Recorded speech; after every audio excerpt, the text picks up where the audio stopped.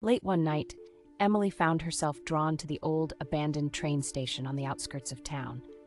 The townsfolk whispered about it, but she'd never believed in the stories of eerie sounds and ghostly apparitions. She aimed to debunk the myth. The air was thick with the scent of decay, and weeds tangled around the rusting tracks. As she ventured deeper, the oppressive silence was broken by the faint sound of a train whistle. Impossible, she thought. The station had been out of service for decades. Her flashlight flickered, casting erratic shadows on the peeling walls. She heard the murmur of voices, growing louder, more distinct. They seemed to echo from the past, carrying on conversations from another era. Emily's heartbeat quickened as she followed the voices to the platform. There, in the dim light, she saw figures dressed in old-fashioned clothing, boarding an invisible train.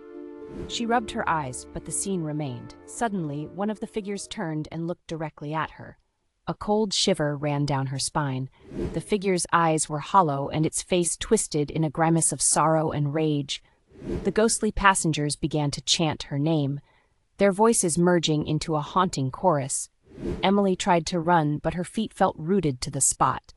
The ghostly train's whistle shrieked, and the spectral figures reached out for her. As their cold hands touched her, everything went black. Emily was never seen again. The station remains, a silent testament to those who vanished, the echoes of their final moments forever haunting its desolate halls.